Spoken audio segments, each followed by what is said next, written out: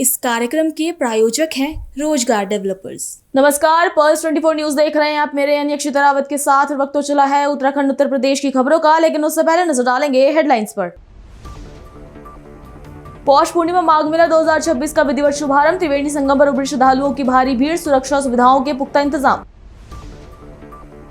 त्रिवेणी संगम पर कल्पवासियों ने शुरू किया एक माह का आध्यात्मिक साधना कार्यक्रम। पौष पूर्णिमा के मुख्य अवसर पर पवित्र संगम में किया स्नान, योगी सरकार की सराहना की। सपा नेता रविदास मेहरोत्रा का विवादित बयान। नेपाल, श्रीलंका और बांग्लादेश का उदाहरण देते हुए केंद्र सरकार पर तीखा हमला। युवाओं से जन आंदोलन के लिए सड़कों पर उतरने की अपील। कॉर्बेट टाइगर रिजर्व की ढेला रेंज में महिला की दर्दनाक मौत। जंगल में लकड़ी लेने गई महिला पर टाइगर का हमला। वन विभाग अलर्ट मोड पर। मसूरी में 13 दिन बाद पटरी व्यापारियों का धरना समाप्त। पालिका अध्यक्ष मीरा सकलानी ने धरना स्थल पर पहुंचकर समस्याएं सुनी। स्थायी वेंडर जोन बनाने और सुविधाएं देने की घोषणा। तुम दोनों की मेहनत बहुत रंग लाई है बेटा, घर बहुत सुंदर बना है। ये मेरे पापा का घर। पता है, देख तेरे पापा की नेम प्लेट अपने हाथों से लगाऊंगा। नेम प्लेट तो लग चुकी पापा।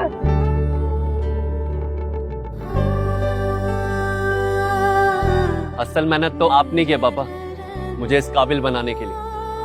वो जिंदगी भर किराए के मकान में रहे, लेकिन तो आज ये घर मेरा नहीं, ये है मेरे पापा का घर।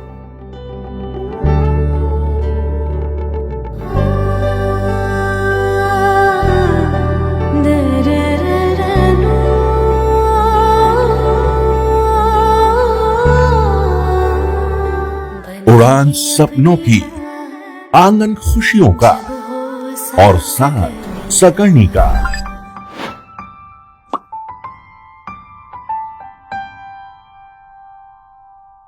साठ वर्षों से आपके साथ मनोरंजन और संस्कार का संगम, जाह्नवी मैगजीन। चलिए अब देखते हैं खबरें विस्तार से। पौष पूर्णिमा के पावन अवसर पर माघ मेला 2026 का विधिवत शुभारंभ हो गया है। माघ मेले के पहले ही दिन श्रद्धालुओं की भारी भीड़ प्रयागराज के त्रिवेणी संगम पर पवित्र स्नान के लिए उमड़ पड़ी। सुबह से ही संगम क्षेत्र सभी प्रमुख घाटों पर स्नान का क्रम लगातार जारी है। प्रशासन की ओर से सुरक्षा, स्वच्छता और श्रद्धालुओं की सुविधा को लेकर व्यापक इंतजाम किए गए। इसी बीच माघ मेला अधिकारी ऋषिराज ने व्यवस्थाओं और श्रद्धालुओं की संख्या को लेकर जानकारी दी। माघ मेला अधिकारी ऋषिराज ने कहा, पौष पूर्णिमा के अवसर पर माघ मेला शुरू हो गया है। सभी घाटों पर स्नान जारी है। हम सभी संगम क्षेत्र में और सभी इंतजाम पूरे हो चुके हैं। पौष पूर्णिमा के पावन अवसर पे माघ मेला का प्रारंभ हो चुका है। कल्पवासी और श्रद्धालुओं के द्वारा सभी हमारे जो घाट हैं सभी पे स्नान चल रहा है। अभी हम लोग संगम पे हैं, जैसा कि आप देख सकते हैं कि पर्याप्त संख्या में चेंजिंग रूम भी है और हमारे पीए सिस्टम्स भी सारे एक्टिव है, साइनेजेस हमारे सारे एक्टिव हैं और किसी तरह की कोई असुविधा जो है हमारे श्रद्धालुओं को नहीं हो रही है।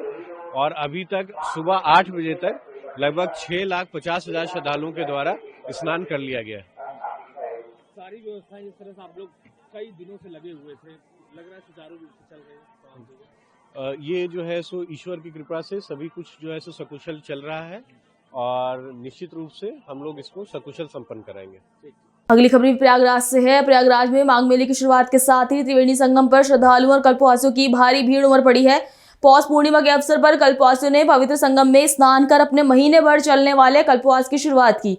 श्रद्धालु माघ मेले में की गई व्यवस्थाओं को लेकर योगी आदित्यनाथ सरकार की सराहना कर रहे हैं। इस दौरान श्रद्धालुओं ने बताया कि कल्पवास का विशेष आध्यात्मिक महत्व है, जिसमें 1 माह तक संयमित जीवन, प्रतिदिन गंगा स्नान, पूजा पाठ, ध्यान, साधना और सत्संग किया जाता है। ये साधना आत्मशुद्धि और आध्यात्मिक उन्नति का मार्ग मानी जाती है। सुबह नहाए धोए अपना पूजा पाठ किए, एक मीटिंग अपना भोजन करते हैं। अब जैसे नहाना धोना पूजा पाठ करना है यही, और क्या करना है यहाँ। हाँ? खाने पीने के लिए क्या नियम होते हैं? अब खाने पीने में लहसुन पे तो बिल्कुल नहीं खाया जाता है यहाँ, और एक मीटिंग खाते हैं और बाकी फलाहार में लेते हैं। भोजन एक ही बार लेते हैं। तो 1 महीने तक यहीं रहे? हाँ ठीक है। हमारा सीमा पांडे है। कहाँ से हैं? हम बम्बई से आए हैं। कल्पवास करने के लिए? हम 12 साल हो गया। हम 11 साल लग रहा है। 1 महीना पूरा रहते हैं। अच्छा। हाँ। क्या नियम होते हैं अरे यहाँ नहीं, यहाँ का नियम ये है बेटा कि 1 महीना आओ यहाँ पे, सुबह गंगा नहाओ और यहाँ पे पंडा जो बैठे रहते हैं उनको दान दक्षिणा ये सब दो। उसके बाद में घर में जहाँ रहते हो वहां भी दो और एक टाइम एक अन्न 1 बार खाओ और कोई फलाहार कर लो। बाकी अपना जप करो, पूजा करो और हवन करो, सत्संग करो। और जिसको पढ़ना लिखना नहीं आता है वो अपना सत्संग सुने, भागवत सुने, ये सुने। और जो और हैं अपना बैठ के जाप करें, माला का जाप करें, अपने गुरु का मंत्र का जाप करें। ये नियम है यहाँ का। और यहाँ का दान का बड़ा महत्व है। कितना भी आप दान करो वो अच्छे पुण्य के बराबर है, उसका कोई वो नहीं है। ये क्षेत्र की इतनी बड़ी महिमा है इसका, यहाँ कल्पवासी का। और इसमें काला तिल और ये अपना लड्डू गुड़ का और ताम का लोटा ये सब दान भी देते हैं और लेके सिर पे नहाते भी है महीने में 2-3 दिन ऐसा। हाँ इसका हाँ हमारे मिस्टर हैं, हमारा लड़का है, अभी आया नहीं, आएगा वो भी। ये हम 5 दिन हो गए हमको यहाँ पे आए, तो 1 हफ्ते पहले हम लोग आते हैं, सब व्यवस्था करते हैं। फिर आज से नियम लेते हैं गंगा जी के किनारे नहा करके कि आज से 1 महीना हमारा ये नियम चलेगा कल्पवासी का। फिर 1 महीना के बाद फिर हम लोग जाते हैं, ऐसा है। रीवा जिला से हैं। क्या नाम है? उर्मिला त्रिपाठी आप लोग कल्पवास जी। कैसे आज से आप लोग कल्पवास के नियमों को शुरू करेंगे? क्या कुछ नियम होते हैं? कैसे पूरा कल्पवास आप लोगों का रहेगा? हमारा नियम है आज से 1 टाइम का भोजन करना है, सुबह 4 बजे के गंगा स्नान करना है, पूजा पाठ करना है, सुबह सुबह महात्मा को दान देना है। ये हमारा काम है। हाँ तो 1 महीने तक आप हाँ 1 महीने तक हम लोगों को है। हाँ दीपा द्विवेदी, बदाौसा के पास हड़हा गांव पड़ता है, बांदा जिला। क्या कुछ आप लोगों के कल्पवास के नियम होते हैं? कैसे आप लोग आज स्नान करने के बाद इसको शुरू करेंगे? जी सर, सवेरे हम लोग नहाएंगे 4 बजे नहा के खिचड़ी संकल्पेंगे, गंगा पूजन करेंगे, फिर घर में जाएंगे, कुरिया में जवारा बहेंगे, फिर वहाँ 1 महीना के लिए हम अपना डेरा डाल के रहेंगे और ये प्याज लहसुन ये सब चीज नहीं खाएंगे। कुछ फरहार करेंगे, दिन में 1 बार भोजन करेंगे, कहीं खा लेंगे 2 टाइम, कहीं 1 टाइम खाएंगे। यही नहीं। कैसे कितने दिन पहले आप लोग आए थे? कल आए जी सर, कल आए। अच्छा, तो अभी यहाँ पे कैसे आप लोग यहाँ से वापस आने के बाद में कैसे क्या कुछ नियम होते हैं? परिवार से कौन कौन आता है? पूरा परिवार आता है, जब आते हैं घूमने वाले तो आ जाते हैं, अभी भैया लोग छोड़ने आए हैं। हाँ। सर मैं आज शुरू कर दिया, यहाँ बहुत बढ़िया व्यवस्था है। मैं तो 11 साल से आ रहा हूँ, मेरा इस साल 12वां साल है। बहुत बढ़िया व्यवस्था है, योगी जी ने इतना बढ़िया व्यवस्था कर रखी है कि कहने लायक नहीं है। क्या कल्पवास के नियम होते हैं? कैसे कल्पवास के नियम होते हैं? आप सुबह स्नान कीजिए और 1 टाइम भोजन कीजिए, किसी को मार्ग बता दीजिए, किसी को दे दीजिए, दान कर दीजिए, किसी को लीजिए मत। आप कल्पवास के यही नियम है, 1 टाइम भोजन करना है, चाहे 12 बजे तक आप कर लीजिए भोजन, दूसरे टाइम आप फलाहार कीजिए, यही नियम है सर। माघ मेला आमतौर पे कल्पवास नहीं सबका होता है, लेकिन कल्पवासी विशेष है सर, इसमें कल्पवासी विशेष है। जिला एमपी का रहने वाला हूँ जी। मनगावा मेरा स्थान है, बस स्टैंड में। रमेश चंद्र गुप्ता नाम है। और मेरी माता जी तो 15 साल कल्पवास की हैं। श्री सिया रामदास जी बड़े भक्तमाल, बड़ा अखाड़ा है उनका, वो रहते थे। तब से स्नान यहाँ हम बचपन से आते थे, परंतु दूसरी बार हमारा ये स्नान है कल्पवास का। और बहुत अच्छा योगी जी का प्रावधान है, व्यवस्था है कि कोई कह नहीं सकता है कि कहीं कमी है। सब अच्छे ढंग से कार्यक्रम चल रहा है सरकार की तरफ से। बढ़ेंगे अगली खबर की ओर। जननायक जनता पार्टी के संस्थापक सदस्य अजय सिंह चौटाला के विवादित बयान पर समाजवादी पार्टी के वरिष्ठ नेता रविदास मेहरोत्रा ने केंद्र सरकार पर तीखा हमला बोला है। उन्होंने भारत की तुलना नेपाल, श्रीलंका और बांग्लादेश जैसे पड़ोसी देशों से करते हुए देश की मौजूदा स्थिति को बेहद ही गंभीर बताया। उन्होंने कहा कि भारत में भी हालात कुछ ऐसे ही बनते जा रहे हैं। देश में लोग भूख से मर रहे हैं, गरीबी बढ़ रही है, महंगाई और बेरोजगारी चरम पर है, लेकिन सत्ता में बैठे लोग इन गंभीर मुद्दों पर ध्यान ही नहीं दे रहे हैं। भारत के पड़ोसी राज्य श्रीलंका, बांग्लादेश और नेपाल में जनता ने आंदोलन करके जो लोग सरकार में थे उनको हटाने का काम किया था। जो हालात उस समय नेपाल में थे वही हालात आज इस देश में हैं। यहाँ भूखमरी से लोग मर रहे हैं, महंगाई है, गरीबी है, बेरोजगारी है, और जो लोग सरकार में हैं वो जनता की बात नहीं सुन रहे हैं, उन समस्याओं का हल नहीं कर रहे हैं और वो सत्ता का दुरुपयोग कर रहे हैं, जनता के पैसे से ऐशी कर रहे हैं।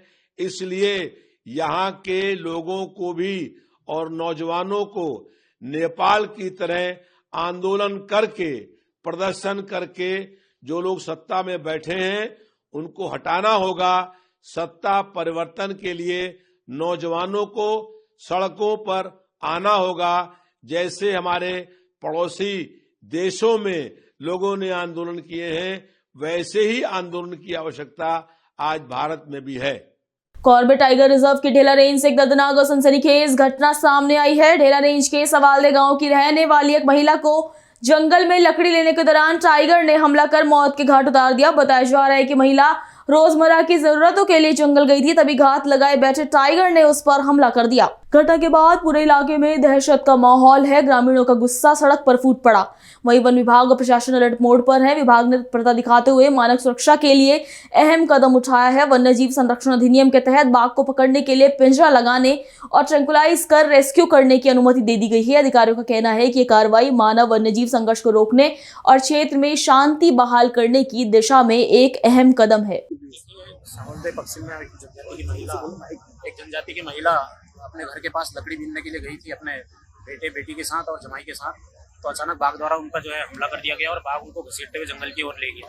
तो लोग यहाँ पे बहुत ज्यादा आक्रोशित हैं। लोगों ने बॉडी को सड़क पर रखकर यहाँ पे प्रदर्शन करना शुरू कर दिया है और बार बार मानव वन्य जीव संघर्ष लगातार बढ़ता जा रहा है। ग्रामीणों का जीना दुर्भर हो गया है और हम लगातार मांग भी करते हैं शासन प्रशासन से कि मानव वन्य जीव संघर्ष को रोका जाए, लेकिन वो चीजें धरातल पर नहीं उतरती, जिसका आप देख रहे होंगे सुबह से यहाँ पे लोगों में बहुत ज्यादा आक्रोश है। बमुश्किल लोगों को समझाकर शांत करने का प्रयास प्रशासन कर रहा है और जो है हमारी भी मांग है कि अतिशीघ्र बाघ को पकड़ा जाए या उसको मारा जाए और जो उचित मुआवजा है वो मुआवजा जो है पीड़ित परिवार को दिया जाए। अगली खबर मसूरी से है। मसूरी में शहीद स्थल पर पिछले 13 दिनों से चल रहा पटरी व्यापारियों का धरना आखिरकार समाप्त हो गया है। धरना समाप्त होने की बड़ी वजह पालिका अध्यक्ष मीरा सकलानी का हस्तक्षेप और संवाद रहा। पालिका अध्यक्ष स्वयं धरना स्थल पर पहुंची और पटरी व्यापारियों से बातचीत कर उनकी समस्याओं को सुना। पालिका अध्यक्ष ने साफ कहा कि मॉल रोड पर पटरी नहीं लगेगी, लेकिन नियमों के अनुसार पात्र पटरी व्यापारियों को स्थायी और सुरक्षित स्थान पर व्यवस्थित किया जाएगा और वो जगह परमानेंट होगी और वहां किसी तरह की दिक्कत नहीं होगी। वेंडर जोन में पानी, शौचालय और अन्य जरूरी सुविधाएं भी दी जाएगी और इन्हें छोटे बाजार के रूप में विकसित किया जाएगा। साथ ही उन्होंने कुछ राजनेताओं पर निशाना साधते हुए कहा कि कई लोगों ने केवल राजनीति की, लेकिन ठंड में धरने पर बैठे व्यापारियों के साथ कोई खड़ा नहीं हुआ। देखिए, जो आज जितने लोग धरने पे बैठे थे पटरी व्यवसायी, मैं उनका धन्यवाद भी करना चाहूंगी, क्योंकि हर समस्या का समाधान संवाद से ही होता है और मुझे लगता है पालिका और पटरी व्यवसायियों के बीच एक संवादहीनता का वातावरण था जो आज समाप्त हो गया है। और कुछ बातचीत जो पटरी व्यवसायियों के साथ हुई है, जो लोग धरने पे बैठे थे, कि एक तो मॉल रोड पे पटरी नहीं लगेगी, इसके लिए मान गए हैं। दूसरी बात ये है कि अगली जो टीवीसी की बैठक होगी, जिन लोगों के नाम पटरी के लिए नहीं आए हैं, वो लोग जो आज धरने पे बैठे हुए थे, वो सभी लोग उस बैठक में आएंगे और जो जेन्युइन लोग होंगे उनको टीवीसी के माध्यम से पटरी आवंटित की जाएगी। ये 2-3 बातों पे आप लोगों के साथ सहमति बनी है और मुझे खुशी है इस बात की कि देखिए, जो नियम कानून है, नियम कानून के अंदर रहते हुए, क्योंकि टीवीसी के जो रूल्स हैं उसके अंदर रहते हुए ही हम लोग इनका पटरी व्यापारियों को पटरी आवंटित कर सकते हैं, तो उसी के तहत आगे भी पटरी आवंटित होगी। और आज से आप लोगों का धरना समाप्त हो गया है। जब भी अगली टीवीसी की बैठक होगी उसमें आप लोग सब लोग आकर के अपनी बात को रखें। मैं बिल्कुल स्पष्ट कह रही हूँ कि अब मॉल रोड से ये हट चुके हैं और जहाँ भी इनको स्टेब्लिश किया जाएगा वहाँ वो परमानेंट सॉल्यूशन होगा, वहाँ से उनको हटाया नहीं जाएगा। फिर चाहे किसी भी तरह, चाहे आप देखते होंगे जब भी यहाँ विंटर कार्निवल होता था, पटरी वालों की लड़ाई शुरू हो जाती थी, उनको हटाया जाता था। जब भी नई बोर्ड आती थी, हम सबसे पहले डंडा पटरी वालों पे चलता था।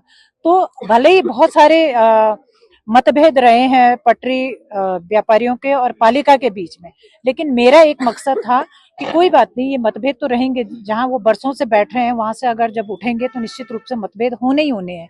लेकिन मेरा जो मकसद था वो ये था कि इनको बार बार डिस्टर्ब न किया जाए, जहां भी इनको जगह मिले, एक ऐसी जगह मिले जहां पे किसी का कोई ये ना हो कि अब ये कार्यक्रम हो रहा, अब इनको हटाया जाए।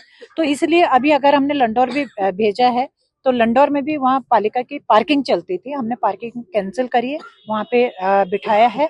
और मैं भरोसा दिला रही हूँ कि आज के बाद पटरी वालों को कोई भी डिस्टर्ब नहीं करे। बहुत राजनीतिक रोटियां सेकने की कोशिश करी है, पटरी व्यवसायों के हितैषी बन करके उस भीड़ को यूज किया गया है, पटरी वालों की भीड़ को। कभी अंकिता भंडारी हत्याकांड के लिए उस भीड़ को यूज किया गया है, जबकि वो तो अपनी आजीविका की लड़ाई लड़ रहे थे। तो मुझे अफसोस है इस बात का कि लोग अपने राजनीतिक रोटियां सेकने के लिए उन मासूमों का यूज करते हैं, जिनको राजनीति से किसी तरीके का कोई लेना देना नहीं है, उनको सिर्फ अपनी आजीविका से लेना देना है। लेकिन खैर, जो होता अंत भला तो सब भला। मुझे लगता है कि उनकी राजनीतिक रोटियां वो अब आज के बाद किस भीड़ के साथ सेकने वाले हैं, ये देखने की बात है। वरना जिस डंके की चोट के साथ वो कहते थे कि हम दिन रात पटरी वालों के साथ धरने पे बैठेंगे, हम इनकी लड़ाई इतनी आगे ले जाएंगे लड़ते लड़ते, लेकिन आज तो मुझे कहीं भी नहीं दिख रहे। मैं देख रही थी, मैं वॉच कर रही थी, 13 दिन हो गए हैं पटरी वालों को धरने पे बैठे हुए, एक भी नेता कोई सुबह से शाम तक धरने पे नहीं बैठा है। तो इस तरीके की आप उस तरीके की बात मत कीजिए जो आप नहीं कर सकते, आप वो कीजिए जो आप कर सकते हैं। और अगर नहीं कर सकते हैं तो राजनीतिक रोटियां मत सेकिए। यहाँ पे मीरा सगलानी को टारगेट करना था, यहाँ पे माननीय मंत्री जी गणेश जोशी जी को टारगेट करना था, तो इतना ही करना था। अब इसके बाद मैं जानना चाहूंगी कि वो कल आए, वो बाइट दें, मीडिया के सामने बाइट दें कि अब क्या करना चाहते हैं। टीबीसी कमेटी का बुलाई है जो उन्होंने बंद कर दी थी। हमारे धर्म से असर पड़ा कि दोबारा से टीबीसी कमेटी बुलाएगी। अब बुलाने के बाद दोबारा से चयन होगा, सत्यापन होगा, और जो हमारे आदमी बाहर रह गए थे उनको अंदर दिया जाएगा और उनकी सही ढंग से जांच की जाएगी, नए और पुराने। तो क्या मानते हैं आप, माल रोड पे तो दुकान नहीं लगेगी? हाँ, माल रोड पे तो नहीं लगेगी, मजबूरी। पर जहाँ जहाँ व्यवस्थित कर रहे हैं, परमानेंट सोल्यूशन किया जा रहा है, ये तो आप अच्छी बात मानते हैं ना? नहीं, परमानेंट नहीं। हमें ये भी भरोसा दिया गया है कि इसके बाद अभी तो फर्दर बैठाया गया, इसके बाद परमानेंट सोल्यूशन कहीं और का है। अच्छा, वो कहीं और भी वो कर सकते हैं, मेन बात ये। और फिलहाल धरना समाप्त हो गया? फिलहाल तो धरना समाप्त। आज हमारा धरने का 13वां दिन था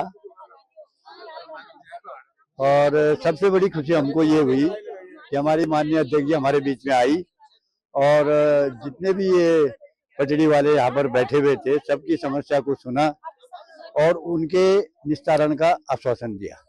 हम सबसे पहले अध्यक्ष जी का धन्यवाद करेंगे कि उन्होंने जो है हमारी बात को सुना और हमारे बीच में आए और आगे के लिए बताया कि कमेटी टीबीसी की कमेटी की बैठक होगी जिसमें आप ही लोग होंगे और आपकी हर व्यक्ति के बारे में जो है वहाँ पे चर्चा होगी और तब जो है लास्ट अंतिम निर्णय तब लिया जाएगा कि कौन जेन्युइन है कौन नहीं है।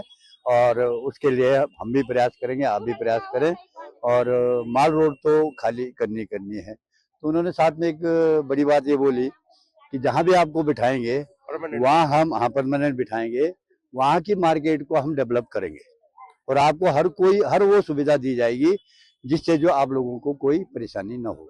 धन्यवाद। शिवालिक नगर के वार्ड नंबर 13 नवोदय नगर के रिहायशी इलाके में चल रही अवैध मिनी कंपनियों, कारखानों और धर्मकांटों को लेकर नगर पालिका प्रशासन सख्त नजर आ रहा है। नगर पालिका अध्यक्ष ने साफ कहा कि ऐसे अवैध प्रतिष्ठानों को जल्द ही हटाया जाएगा। अवैध मिनी कंपनी और कारखाने स्थानीय लोगों के लिए बड़ी परेशानी बन चुके हैं। वहीं हमारे संवाददाता रणविजय कुमार से बातचीत में नगर पालिका शिवालिक नगर के अध्यक्ष राजीव शर्मा ने स्पष्ट किया कि रिहायशी क्षेत्र में किसी भी प्रकार की अवैध औद्योगिक गतिविधि को बर्दाश्त नहीं किया जाएगा। उन्होंने कहा कि ऐसे सभी अवैध कारखानों और कंपनियों को शीघ्र ही हटाया जाएगा। आज ये सभी सभासदों की चिंता का विषय था कि जो व्यावसायिक गतिविधियां हमारे रेजिडेंशियल एरिया में कर रहे हैं वो लाइसेंस उनके बनाए जाएं और वो क्या काम कर रहे हैं क्या नहीं कर रहे हैं। बहुत सारे लोग जैसे यहाँ पे आया कि कुछ लोग वर्कशॉप चला रहे हैं, कुछ छोटे छोटे कारखाने चला रहे हैं जिससे अड़ोस पड़ोस में दिक्कत भी है, जाम की समस्या भी है और स्थानीय निवासियों को दिक्कत होती है। तो उसमें यह आया है कि जो स्थानीय सभासद हैं वो नगर पालिका की टीम के साथ उनको जाकर चिन्हित करेंगे जो व्यावसायिक गतिविधियां कर रहे हैं उनका लाइसेंस बनेगा, उन्हें शुल्क जमा करना होगा। और जो ऐसे काम कर रहे हैं जो रिहायशी क्षेत्र में नहीं हो सकते, जिससे लोगों को परेशानी होती है। कैसे काम जो रिहायशी क्षेत्र में नहीं हो सकते? जैसे छोटे छोटे कारखाने चलाना, वेल्डिंग का काम, या ऐसा कोई काम जिससे कि ध्वनि प्रदूषण होता हो, कोई किसी किस्म की गैस हो, केमिकल हो और उससे अड़ोस पड़ोस के लोगों को दिक्कत हो, या किसी एक सेंटर की वजह से यातायात बाधित होता हो, जाम की समस्या रहती हो, तो उन लोगों को प्रतिबंधित किया जाए। सिडकुल थाना क्षेत्र के मीनाक्षीपुरम से एक बेहद गंभीर और चौंकाने वाला मामला सामने आया है। आबादी क्षेत्र के बीच परचून की दुकानों में खुलेआम अवैध गैस रिफिलिंग और ब्लैक में सिलेंडर सप्लाई का कारोबार चल रहा है। इस पूरे मामले का पल्स 24 न्यूज के संवाददाता ने पर्दाफाश किया है। स्थानीय लोगों में डर और आक्रोश दोनों है, क्योंकि कभी भी बड़ा हादसा हो सकता है। वीडियो में आप साफ देख सकते हैं कि किस तरह नियमों को ताक पर रखकर गैस रिफिलिंग की जा रही है। स्थानीय निवासियों का आरोप है कि पूरा अवैध नेटवर्क धमकी और गुंडागर्दी के दम पर चलाया जा रहा है। लोगों का कहना है कि यदि समय रहते प्रशासन ने कार्रवाई नहीं की तो सिलेंडर फटने जैसी कोई भी बड़ी घटना मीनाक्षीपुरम को दहला सकती है। इसके बावजूद सिडकुल थाना और प्रशासन की भूमिका पर भी सवाल उठ रहे हैं। 26 दिसंबर को सोनभद्र के रॉबर्ट्सगंज से में हुए 10 लाख रुपए के टप्पेबाजी कांड का पुलिस ने खुलासा कर दिया है। एसओजी और रॉबर्ट्सगंज कोचवाली पुलिस की संयुक्त टीम ने अंतर्राज्यीय टप्पेबाज गैंग का पर्दाफाश किया है। चुरकू रेलवे स्टेशन के पास पुलिस और बदमाशों के बीच मुठभेड़ हुई, जिसमें अंतर्राज्यीय टप्पेबाज गैंग के 2 सदस्य गोली लगने से घायल हो गए। 2 घायल समेत कुल 3 आरोपियों को मौके से गिरफ्तार किया गया। पुलिस ने आरोपियों के पास से 2 तमंचे, जिंदा कारतूस, खोखा कारतूस, 1,35,000 रुपए नगद और विभिन्न बैंक खातों में जमा 8,15,000 रुपए बरामद किए। पूछताछ में सामने आया कि ये गैंग महाराष्ट्र, मध्य प्रदेश और उत्तर प्रदेश के कई जनपदों में टप्पेबाजी की घटनाओं को अंजाम दे चुका है। सोनभद्र जिले में भी अक्टूबर दिसंबर महीने में 2 घटनाएं इसी गैंग ने की थी। दिनांक 26/12/2025 को थाना रॉबर्ट्सगंज पर एक तहरीर प्राप्त हुई थी, जिसमें बताया गया था कि एक इंफ्रा कंपनी है, उनके अकाउंटेंट और उनके driver bank of Baroda Robertsganj की शाखा से लगभग 10 लाख रुपए नगद कैश निकाल करके वाहन में जा रहे थे। संदिग्ध परिस्थितियों में उनके वाहन की टायर की हवा कम हो गई और टायर पंचर हो गया। जब थोड़ी देर बाद गाड़ी रामलीला मैदान गेट के पास पहुंची तो वहां पे एक अज्ञात व्यक्ति द्वारा कैशियर को भ्रमित किया गया और बोला गया कि आपके टायर की हवा कम हो गई। जैसे ही कैशियर और ड्राइवर इसको देखने के लिए नीचे उतरे, संदिग्ध परिस्थितियों में वे व्यक्ति लगभग 10 लाख कैश लेकर के वहां से फरार हो गए। इस प्रकरण को ध्यान रखते हुए थाना रॉबर्ट्सगंज पर एक अभियोग पंजीकृत किया गया और लगभग 4 टीम इसमें बनाई गई इस कैश की बरामदगी और आरोपियों की धरपकड़ हेतु। उसी के क्रम में इसमें अलग अलग परिस्थितियों में लोग गिरफ्तार हुए, जिसमें 1 तारीख को थाना रॉबर्ट्सगंज पुलिस ने एक नायडू गैंग है उसका अनावरण किया है, जिसमें एक महिला सदस्य नंदनी और उसके साथ 2 बाल आबचारियों को गिरफ्तार किया गया। इसमें एसओजी टीम द्वारा भी लगातार धरपकड़ की जा रही थी और इसमें सूचना मिली कि दिनांक 1/2 की रात 2026 जनवरी के आसपास ये लोग पुनः जनपद में प्रवेश किए हुए हैं, जिसमें ये पुनः ऐसी कोई घटना कारित कर सकते हैं। तुरंत जैसे ही सूचना पुलिस को प्राप्त हुई, इसमें घेराबंदी की गई, जिसमें 2 अभियुक्त मुठभेड़ में घायल हुए। 1 अभियुक्त को गिरफ्तार किया हुआ है, बाकी 2 अभियुक्त का इलाज चल रहा है। इन्होंने पूछताछ में बताया कि ये पूरा गैंग है जो भारतवर्ष में अलग अलग जनपदों में, अलग अलग राज्यों में इसी तरीके की टप्पेबाजी और चोरी की घटनाओं को ये लोग अंजाम देते हैं।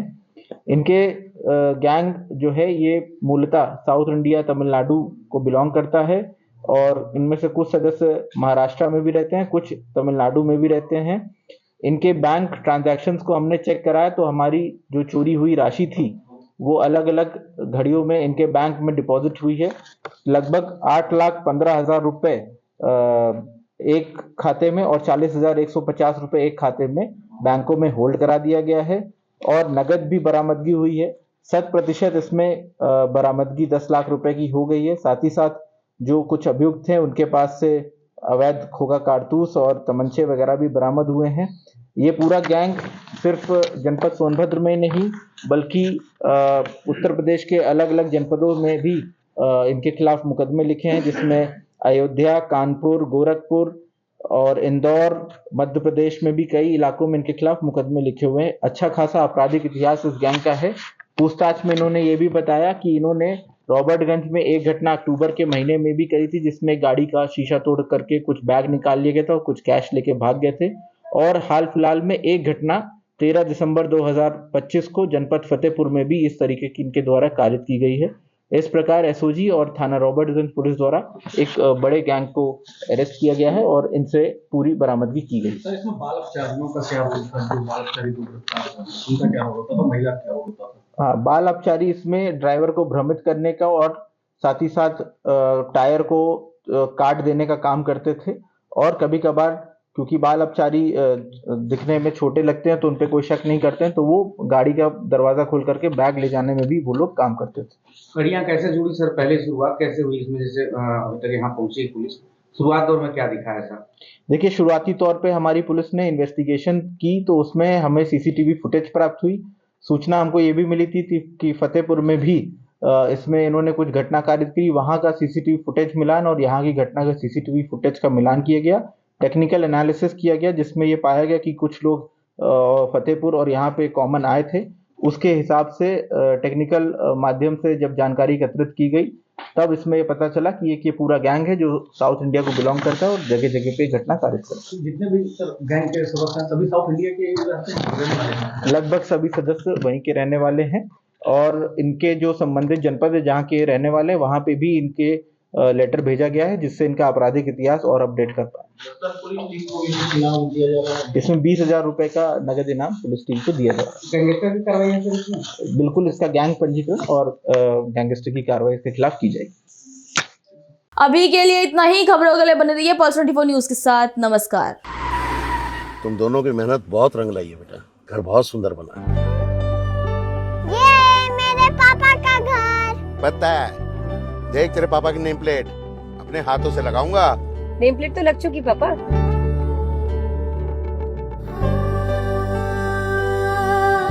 असल मेहनत तो आपने की है पापा, मुझे इस काबिल बनाने के लिए। वो जिंदगी भर किराए के मकान में रहे, लेकिन आज ये घर मेरा नहीं, ये है मेरे पापा का घर।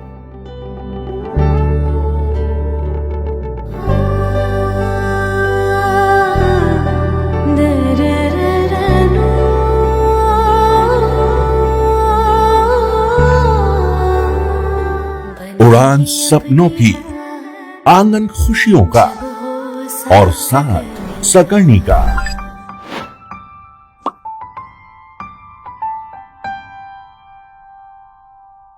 60 वर्षों से आपके साथ मनोरंजन और संस्कार का संगम, जाह्नवी मैगजीन। इस कार्यक्रम के प्रायोजक थे रोजगार डेवलपर्स।